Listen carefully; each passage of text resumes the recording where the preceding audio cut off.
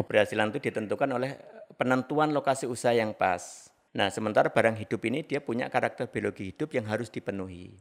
Sehingga disinilah diperlukan SDM yang handal bahwa jamur jalan menuju makmur. Wih, jamur jalan menuju Menuju kemakmuran. betul.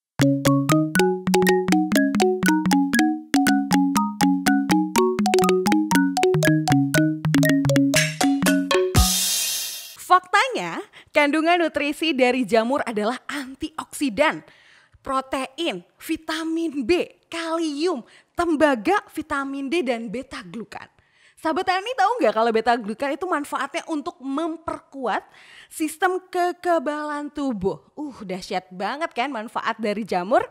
Yuk kita langsung ngobrol sama pionir jamur dari Sleman, Yogyakarta, owner dari Sanggar Tani Media Argo Merapi dan pemilik akun dari YouTube Master Jamur Indonesia, yaitu Bapak Sumedi Purbo, berada di Jalan Kaliurang, itu kilometer 22 Grogol Umbul Harjo, Cangkringan, Sleman, Yogyakarta. Assalamualaikum Bapak. Waalaikumsalam warahmatullahi wabarakatuh. Bagaimana kabarnya Pak? Alhamdulillah sehat luar biasa. Sehat luar biasa, alhamdulillah.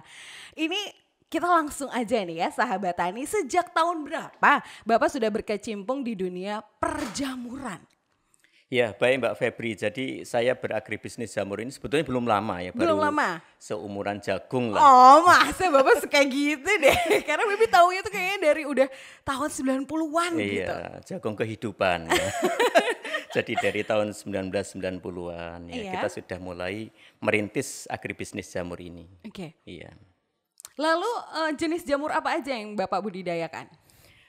Untuk selama ini kita baru fokus di jamur kayu Mbak Febri ya. Jadi ada jamur tiram, kuping, lingsi, sitake, maitake, enak ya, banget kemudian itu jamur-jamurnya. serba jamur kayu ya. Ada jamur kuping. Jamur ya, kuping, yang favorit di Indonesia nih kayak banyak banget kalau di Betul, pasaran betul. tiram dan jamur kuping. Iya. Terus ini nih agak aneh tadi Baby lihat ada yang jamur warna ini ya, Iya, jamur warna coklat. Ini jamur tuh Baby lingsi. jarang. Oh iya Baby langsi. jarang banget. Atau Ganoderma lucidum ya.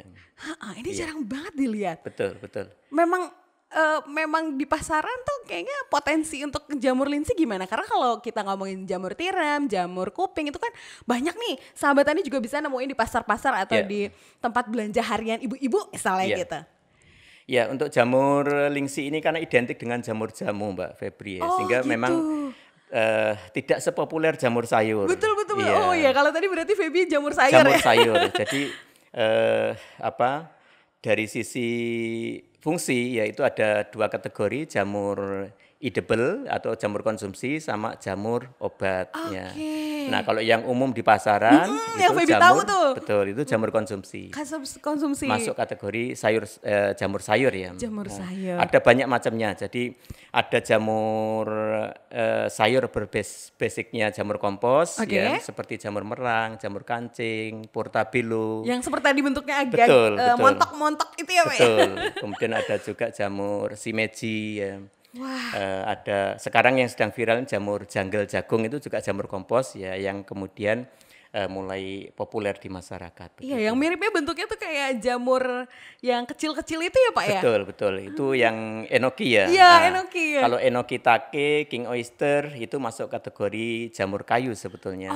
Jamur gitu. kayu, pembudidayaan juga harus di daerah ketinggian ya, dataran tinggi. Iya, baik. Jadi ada jamur kompos, Oke, jamur kompos. ada jamur kayu. Ada jamur kayu. Nah, jamur kompos itu identik karakter hidupnya itu butuh kelembaban tinggi, suhunya juga tinggi. Oh, jadi ini adalah kita bisa nyebutin juga jamur-jamur yang bisa dibudidaya di daerah dingin misalnya gitu Iya, ya? betul. Jadi kalau jamur kompos itu identik di dataran Tinggi. rendah. Dataran rendah. Oh, ya, maaf. Walaupun ada jamur kompos yang memang butuh daerah dingin seperti gitu. kancing yang ini ya, portabilo ya, itu butuh daerah dingin. Tapi pada umumnya jamur kompos butuh di daerah yang panas, dataran rendah. Nah, sementara yang jamur kayu itu butuh kelembaban tinggi, suhunya rendah. Oke, jadi lebih Identiknya dingin gitu ya? Di daerah pegunungan. Betul. gitu. Ini Nah, sahabat Tani Vivi juga baru tahu nih Pak. Pak Medi. Karena taunya jamur ya, jamur yang dikonsumsi ya, aja yang biasanya ya. gitu. Jadi kalau kompos itu di daerah rendah gitu ya Iya, rata-rata. rata-rata. Tapi Iya. kalau yang daerah tinggi itu yang jamur Jamur kayu. kayu, betul, betul. Oke, Iya. oke. Iya. Masya Allah, terus lagi nih Pak, kan kalau misalnya kita sebagai pemula nih ya yang Iya, baru tahu iya. terkait jamur gitu ya, sahabat tani yang lagi nonton juga biasanya ada bibit F1, F2, F3, F4 itu apa sih Pak? Oke, baik Mbak Febri. Mungkin ini malah saya bersyukur sekali ada pertanyaan seperti Iya ini. karena nggak Karena ngerti ini.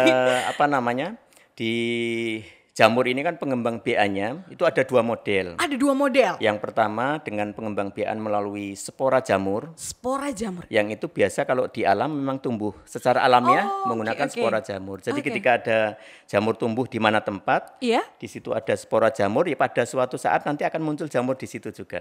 Oke, Itu yang oke, secara oke. alamiah menggunakan tumbuh jamur dengan spora jamur. Oke, baik. Tetapi yang kedua yang umum sekarang dikembangkan karena ini menyangkut kaitannya dengan rutinitas pasar atau kontinuitas pasar, sehingga diperlukan jamur terus-menerus. Iya, betul. Sehingga diperlukan pengembangbiakan jamur melalui teknologi kultur jaringan jamur.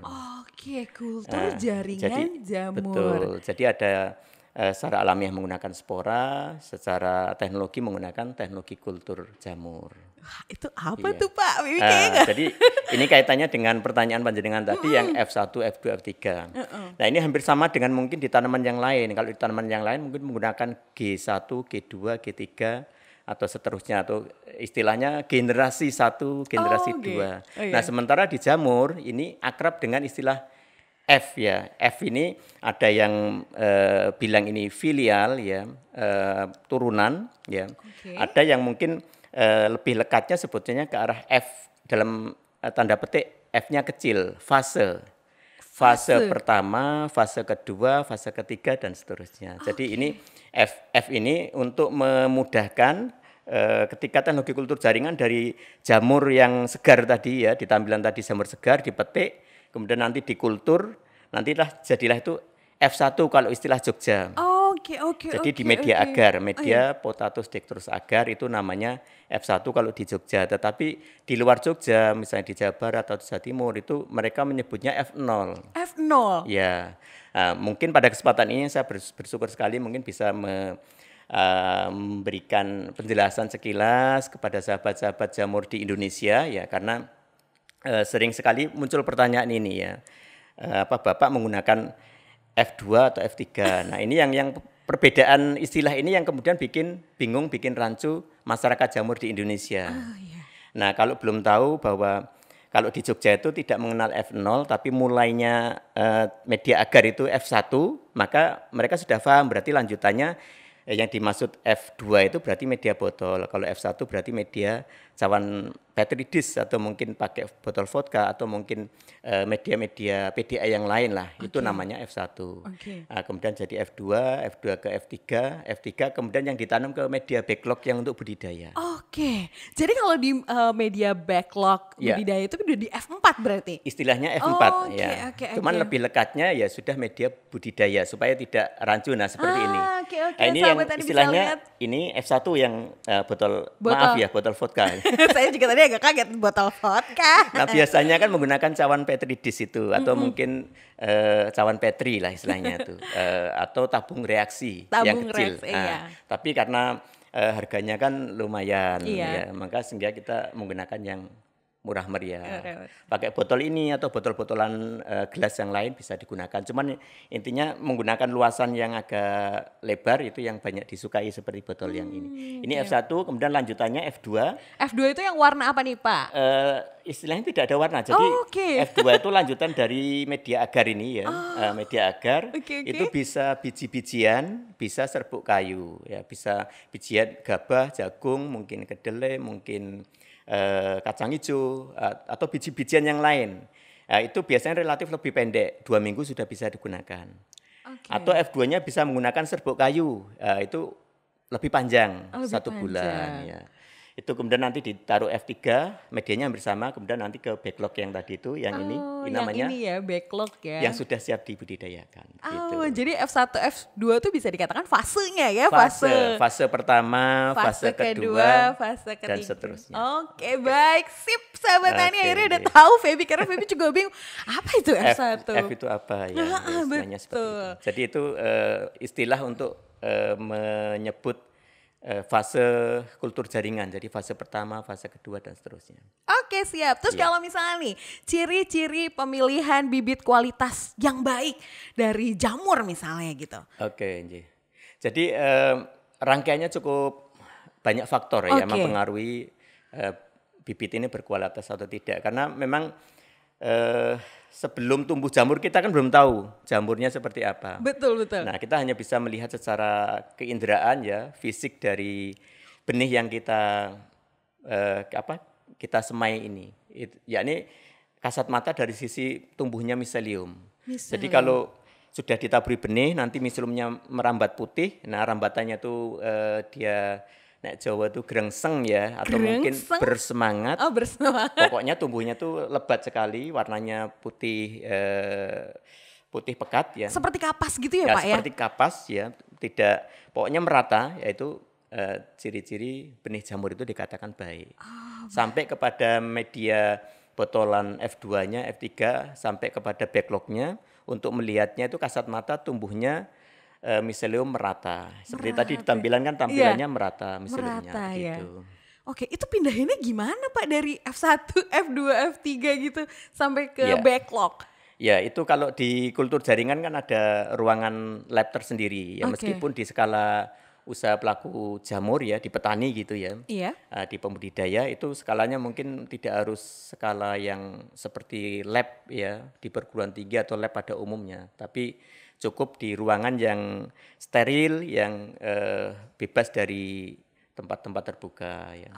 Jadi prosesnya di situ, di ruangan lab kultur jaringan. Nah, pokoknya kalau kita sebagai pemula tinggal berarti backlognya aja deh gitu ya, langsung beli backlognya aja gitu ya. Jadi kalau di dalam agribisnis jamur edible ini Mbak Febri, itu kan ada banyak peluang usaha.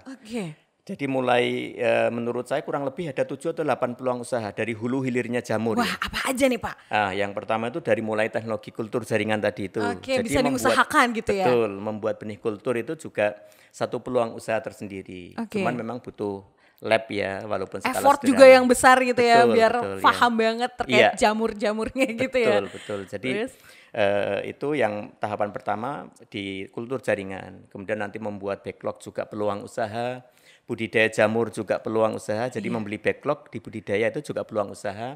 Kemudian nanti membeli jamur, kemudian dipasarkan juga peluang usaha. Membeli jamur, kemudian dibikin aneka olahan juga peluang usaha. Jadi hulu hilirnya jamur itu paling tidak ya ada 7-8 peluang usaha. Masya Allah, keren banget.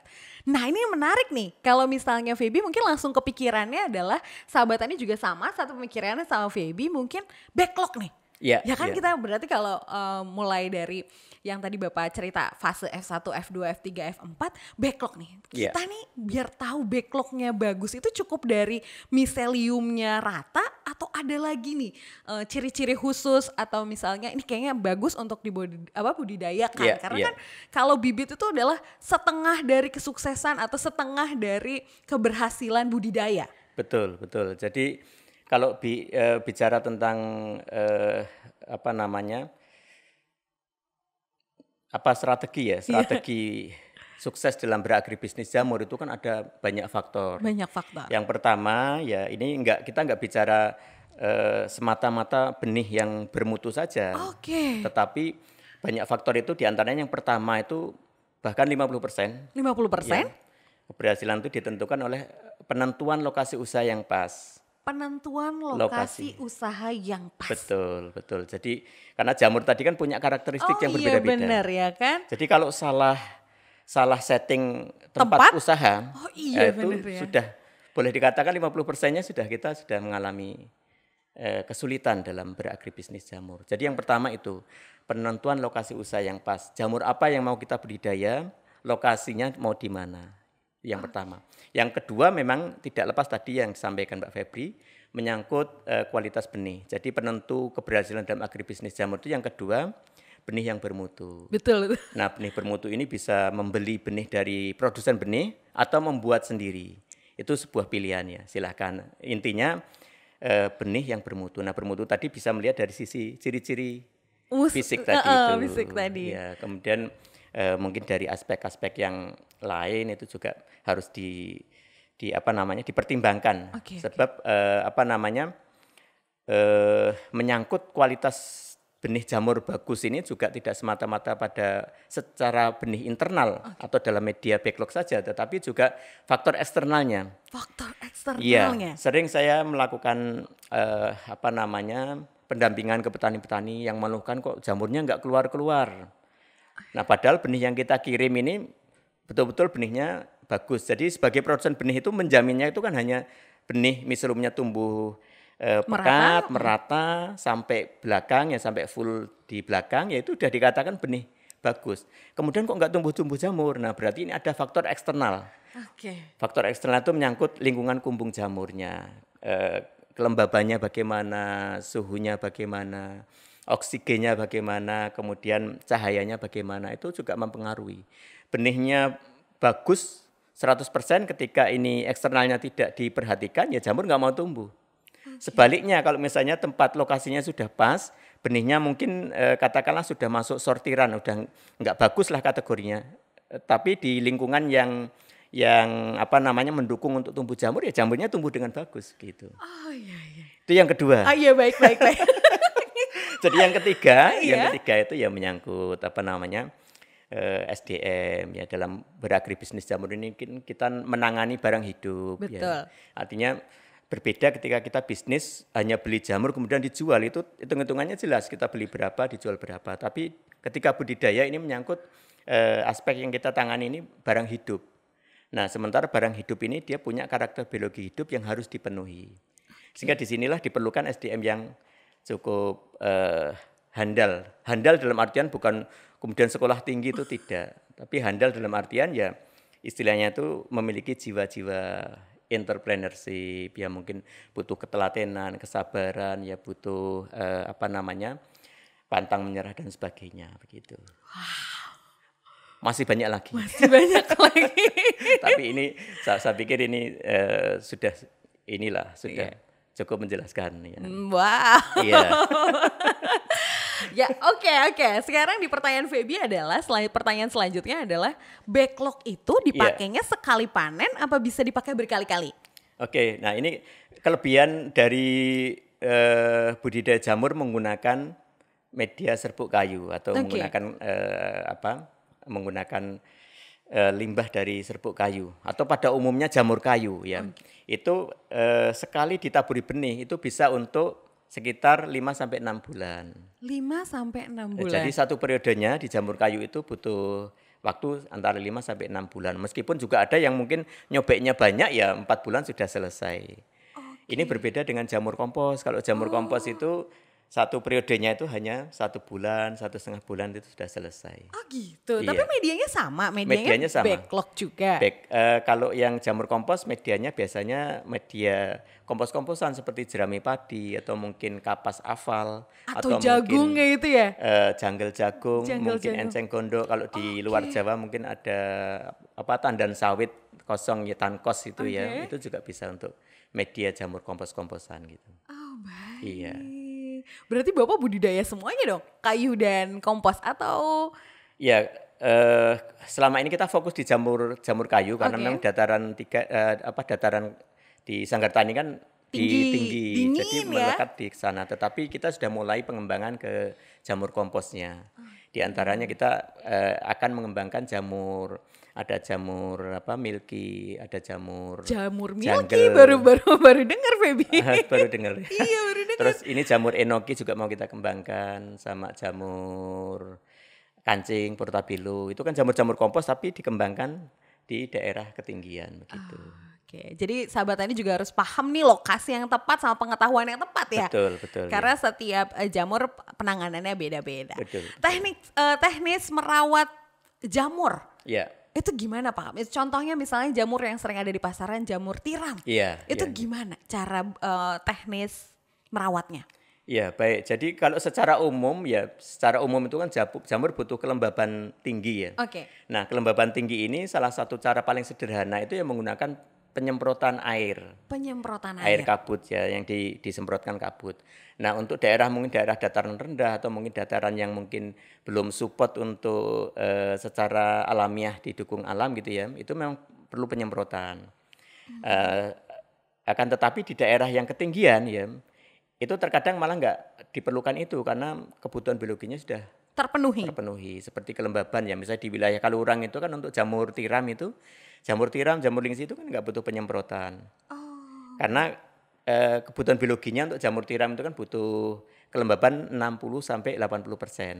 Nah di Kalurang secara umum ya kalau Mbak Febri ke sana itu kan kelembabannya sudah lebih dari 80% bahkan 90% lebih ya.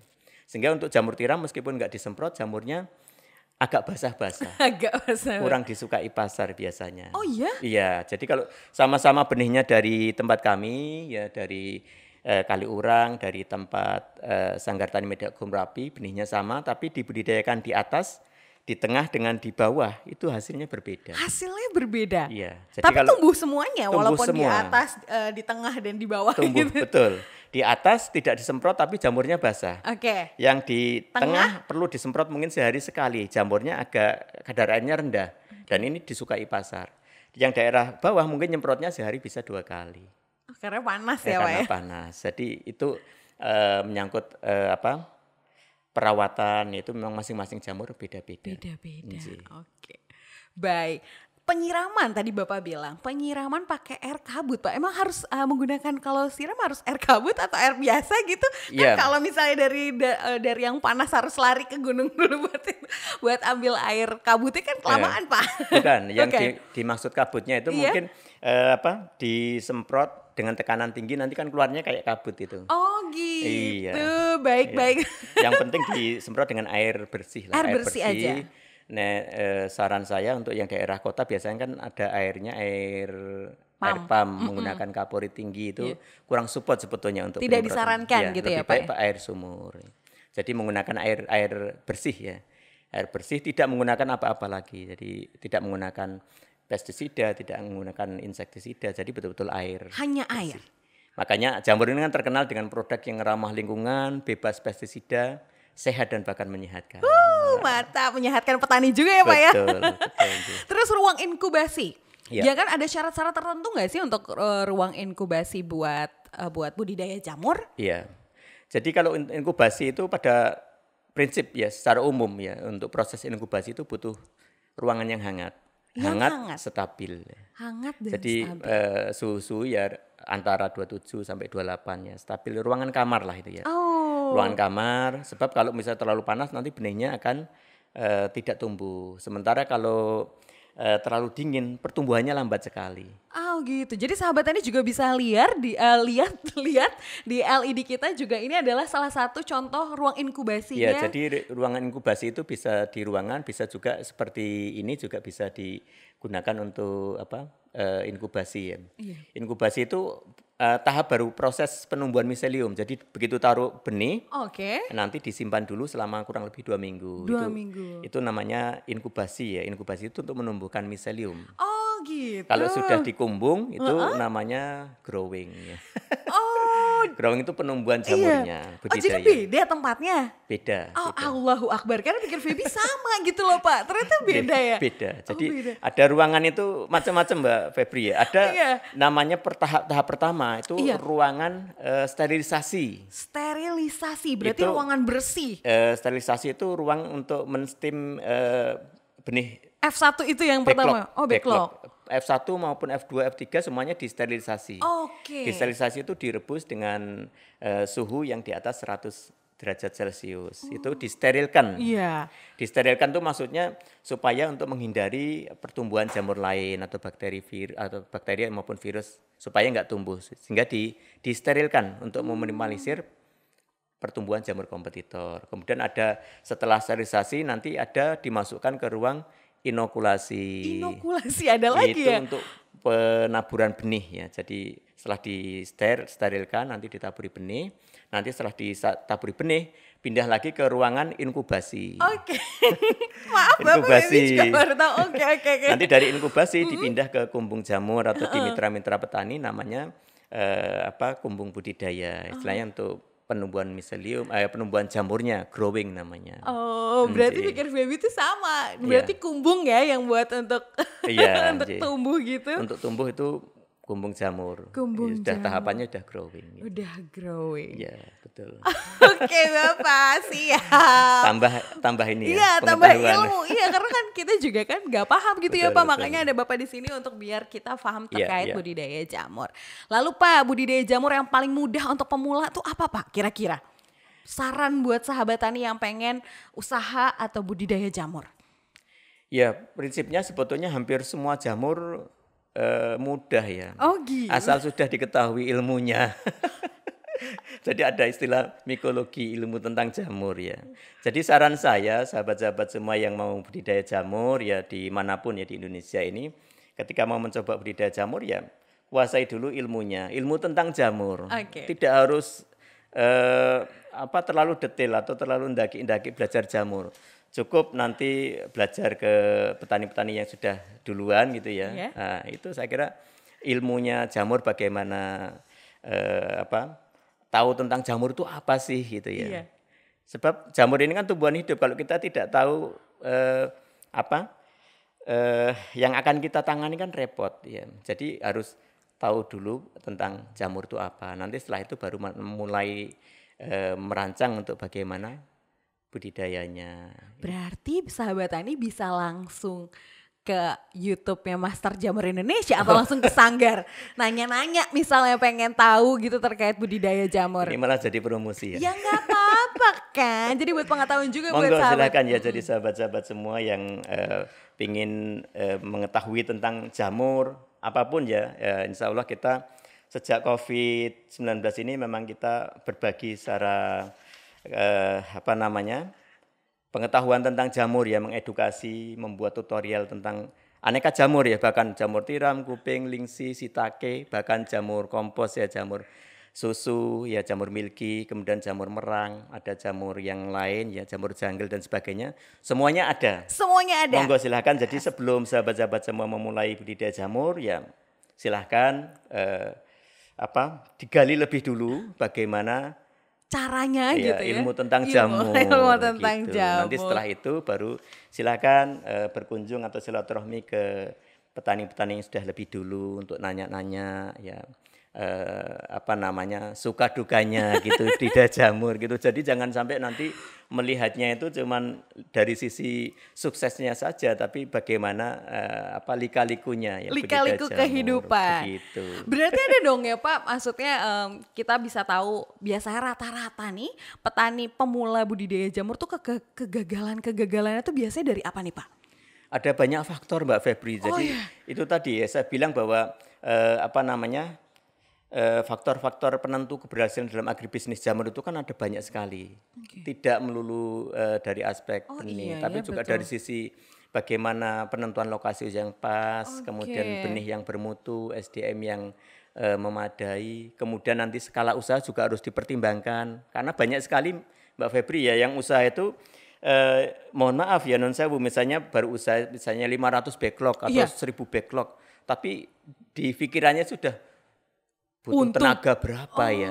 Gitu. Jadi ini yang salah satu faktor yang membuat gagal, kadang-kadang skala usaha juga kurang pas. Jadi skalanya kecil tapi sudah kepikiran cari tenaga kerja. Atau sebaliknya usahanya sudah besar tapi pengen efisiensi ngirit sehingga ditangani sendiri.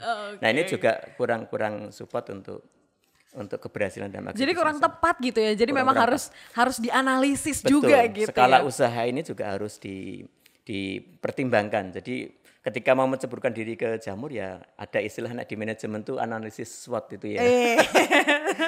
Itu saya juga diberitahu aja ada analisis SWOT, bagaimana kelebihan, bagaimana kekurangan di lokasi masing-masing itu kan untuk mempertimbangkan keberhasilan dalam sebuah usaha, termasuk dalam agribisnis jamur ini.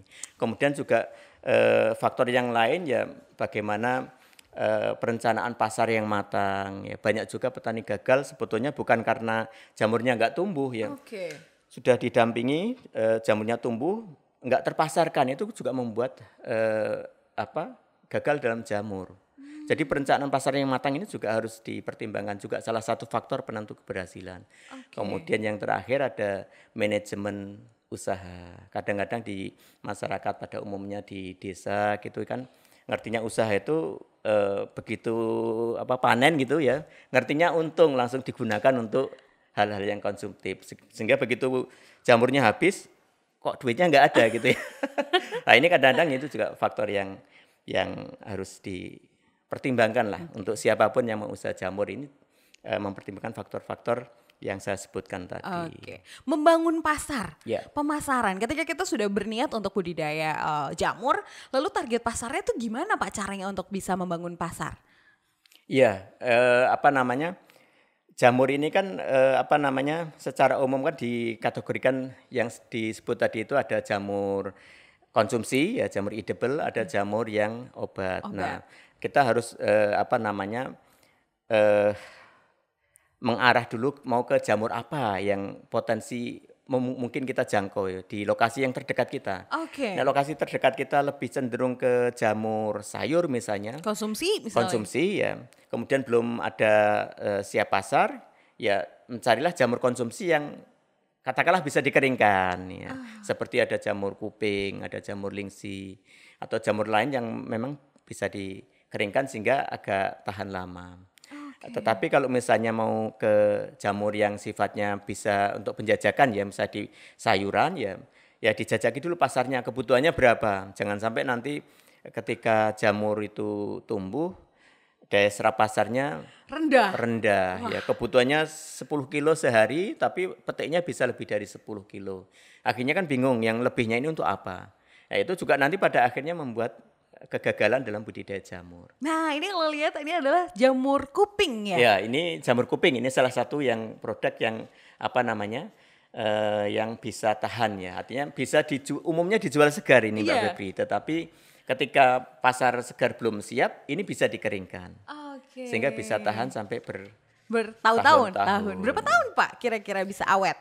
Saya pernah mencoba itu jamur kuping yang betul-betul kering, kemudian dibungkus di plastik yang kedap udara. 5 tahun tuh masih layak. 5 tahun tuh 5 masih tahun layak. masih layak. Tetapi kan kita sebagai pelaku usaha kan nggak mungkin nungguin sampai 5 jamur tujuannya untuk mengeringkan sampai 5 tahun. Kan pinginnya begitu panen ya dijual terjual gitu. Jadi duit kan gitu. Oke, jadi ada perlakuan untuk pasca panen ya? Betul. Itu tuh ciri-ciri jamur dan perlakuan pasca panen itu seperti apa kalau untuk jamur, misalnya jamur kuping gitu? Ya jadi masing-masing jamur itu ada perlakuan penanganan pasca panen itu berbeda-beda. Beda-beda. Ya. Ada jamur yang memiliki daya tahan yang relatif cukup lama, bisa berhari-hari, tetapi hanya ada jamur juga yang memiliki daya tahan yang pendek. Seperti umumnya jamur-jamur kompos itu pendek ya. Seperti jamur merang ya. Jamur merang itu daya tahan paling dari dipetik itu 4 jam, 5 jam itu sudah jadi BS ya. BS itu pokoknya sudah tidak layak untuk dikonsumsi? Masih layak, tetapi dari sisi pasar harganya sudah jatuh. Jadi BS itu mungkin ada istilahnya broken kayak barang bekas gitu ya, enggak sih? Atau gimana? Bukan. Jadi yang tadinya yang pasar itu kan menghendaki yang bagus, jamurnya masih segar, masih bulat, tetapi ketika sudah lebih dari 5 jam, jamurnya mekar. Nah ketika mekar ini kan sudah kualitasnya berkurang.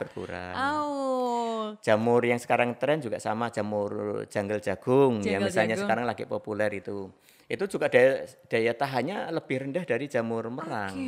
Kadang begitu sudah berubah warnanya coklat menghitam itu sudah nggak layak konsumsi. Tapi kalau jamur-jamur yang kayu itu relatif lebih tahan lama. Lama. Produk olahan apa aja yang bisa kita produksi nih dari budidaya jamur? Ya untuk olahan ini semua jamur bisa diolah, Mbak. Jadi semua jamur sayur itu bisa diolah, aneka olahannya. Mau dibikin mau dibikin yang tahan lama misalnya keripik, crispy ya, atau mungkin yang siap saji seperti ini ya. Ada mungkin sate, gulai, tongseng, gudeg atau mungkin yang lain-lain berbagai macam banyak. gitu ya. Jadi Kalau dari sisi olahan kan dia netral, mau dibikin apapun, khas daerah manapun itu bisa. Bisa. Punya khas rasa jamur gitu. Nggih. Oke Pak, terakhir kasus jamur enoki yang berasal dari Korea Selatan ini kemarin kan terdapat bakteri. Iya, iya. Ada bakteri namanya Listeria monotogenes. Iya. Ya kan, itu bagaimana tanggapan Bapak? Dan apakah petani jamur tuh belum bisa memenuhi kebutuhan di Indonesia, hampir kita harus impor terus dari Korea? Oke, menarik ya pertanyaan ini. Jadi inilah yang mungkin saya ingin mensupport teman-teman khususnya kalangan muda ini ya, mensupport bahwa Indonesia ini punya potensi yang luar biasa Mbak Febri ya, potensi negeri agraris ya, negeri pertanian ya, kita surganya dunia gitu ya dari sisi potensi ini. Jadi punya keunggulan komparatif lah istilahnya. Nah, keunggulan komparatif kita apa? SDA, sumber daya alam ini. Termasuk jamur ya, termasuk jamur. Sayangnya sampai sekarang ini Mbak Febri, Iya. hampir semua jamur kita masih impor. Kenapa ya Pak? Ya, yang jelas kebutuhan pasar cukup tinggi. Tinggi. Berarti potensinya luas. Besar sekali. Nah, sementara untuk support jamur dari lokal itu belum terpenuhi, belum memenuhi kebutuhan pasar. Nah, itu sehingga sampai sekarang itu enggak hanya di jamur enoki ya. Enoki mungkin memang di Indonesia belum banyak dibudidaya, tetapi jamur yang bisa dibudidaya pun kita masih mengimpor ya. Seperti misalnya jamur kuping kita masih mengimpor dari negeri lain ya. Katakanlah yang paling sering itu dari Cina. Ya. Kemudian yang enoki itu dari Korea, ada yang dari Malaysia ya. Ada yang dari jamur dari Vietnam, ya dari Thailand. Jadi intinya sebetulnya kita punya potensi semua jamur bisa dikembangkan di Indonesia. Ini luar biasa sekali. Kalau di negara yang mengenal 4 musim biasanya yang jamur tertentu saja. Tertentu saja justru. Tapi di kita ini hampir semua jamur bisa dikembangkan di sini. Nah, sayangnya memang ya di Indonesia ini masih dari sisi budidaya jamur itu masih termasuk usaha yang sifatnya masih baru, belum lama ya. Sehingga mungkin penelitian tentang jamur masih dirasa kurang ya, mungkin pengembangan jamur juga masih belum menyebar merata ya ke seluruh Indonesia. Padahal masing-masing daerah kan punya pangsa pasar yang besar ya. Tetapi jamurnya masih banyak disupport dari Jawa ya. Sehingga banyak yang jamur dari luar masih kita terima juga. Ya. Padahal kualitasnya gimana nih? Kayak bagus kita maksudnya untuk kualitas kita bisa betul, bertarung gitu maksudnya untuk kualitas dari import dan kualitas petani jamur di Indonesia. Ya, bahkan saya berani mengatakan bahwa kualitas produk-produk lokal kita tidak kalah unggul ya, tidak kalah bersaing ya dengan produk luar negeri. Hanya karena mungkin kebutuhannya kita kurang sehingga memang mau tidak mau ya pasar jamur Indonesia masih dipenuhi oleh jamur-jamur dari luar. Nah, menyangkut yang Mbak Febri sampaikan tadi ya kaitan dengan kasus enoki itu ya. Iya. Jamur yang terindikasi bakteri. Listeria. Listeria apa tadi? Monosikotogenes. Angel pokoknya.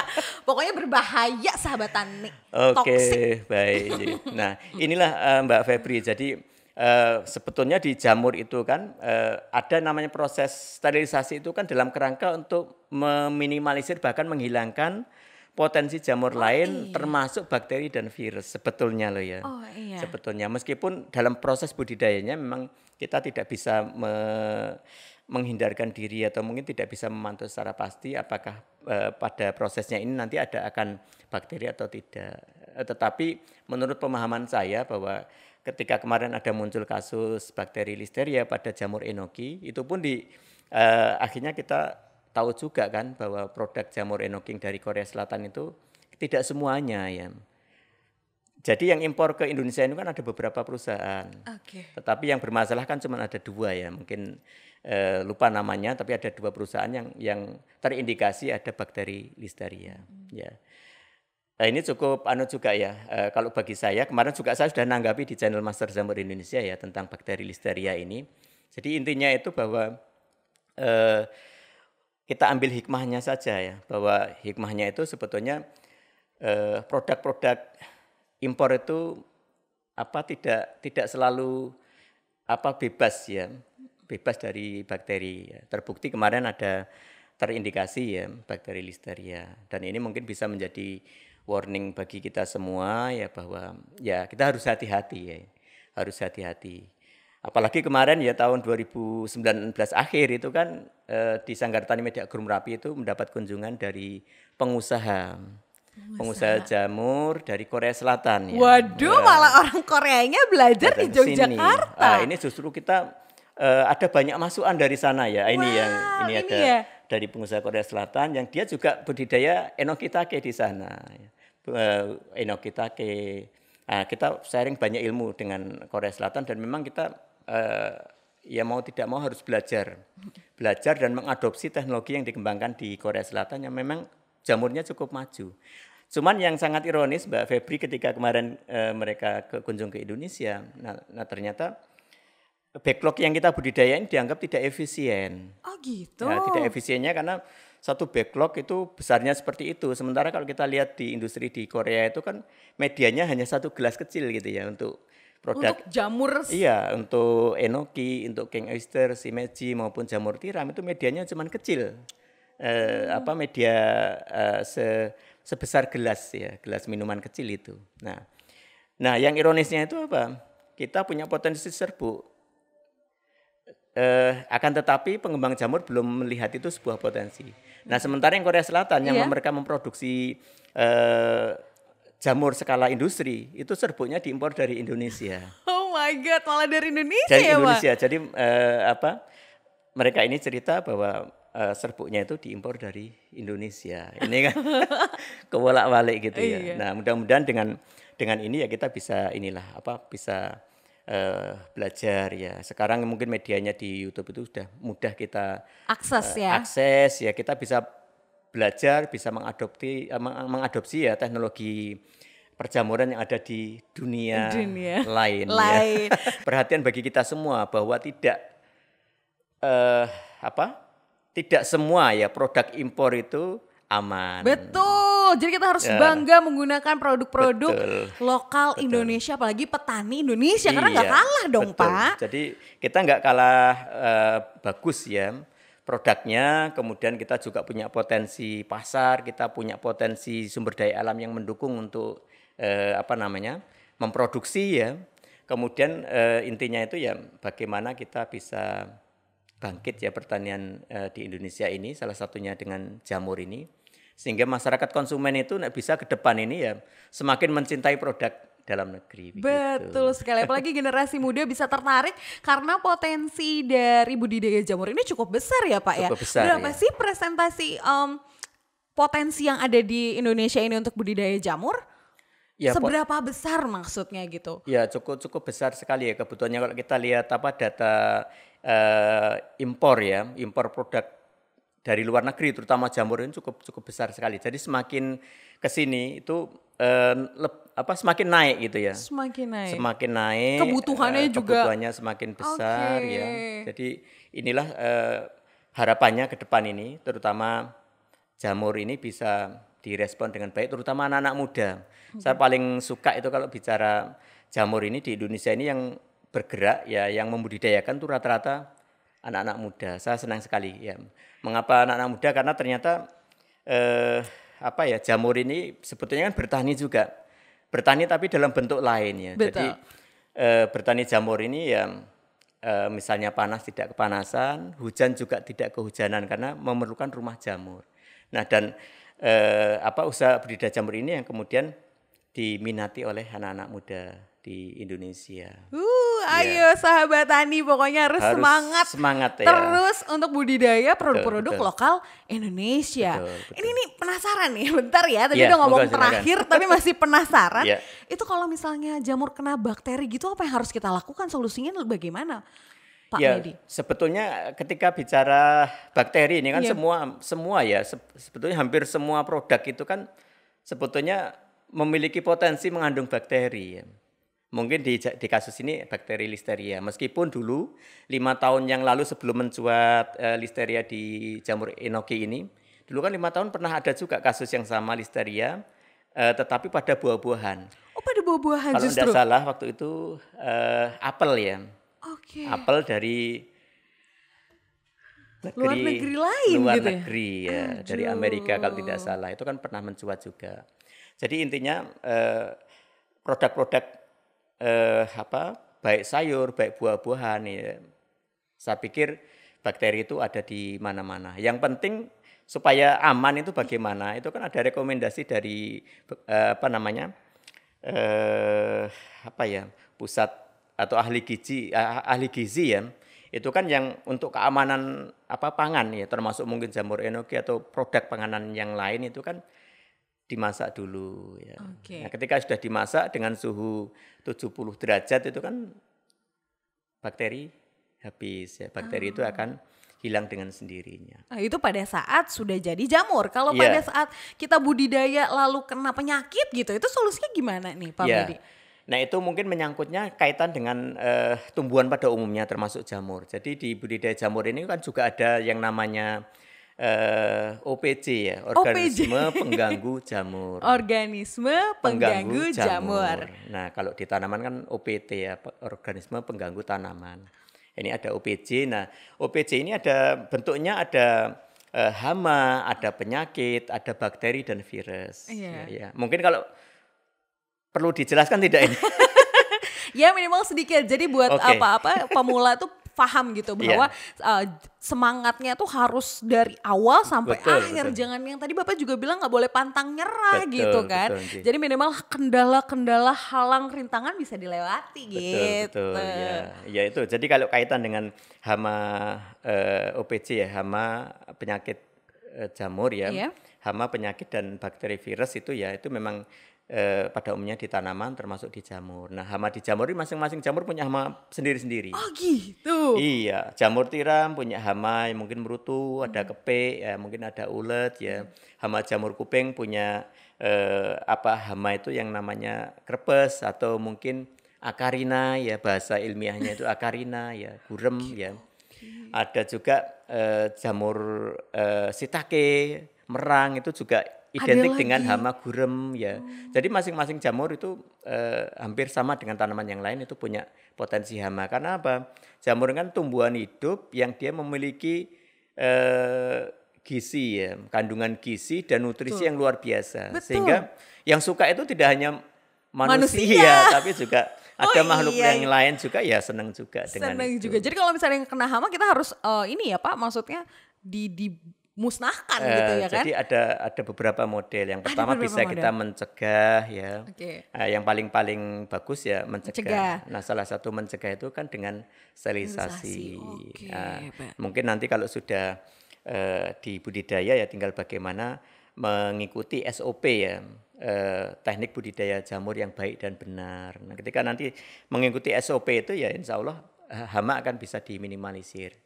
Kalaupun terserang ya insya Allah tidak sampai menghabiskan apa yang kita budidayakan. Iya benar. Ya, yang kedua ini ada penyakit. Penyakit jamur. Nah penyakit jamur ini yang kalau di tanaman penyakitnya tanaman pada umumnya itu kan jamur. Oh ya. Tapi kalau penyakitnya jamur itu jamur kompetitor.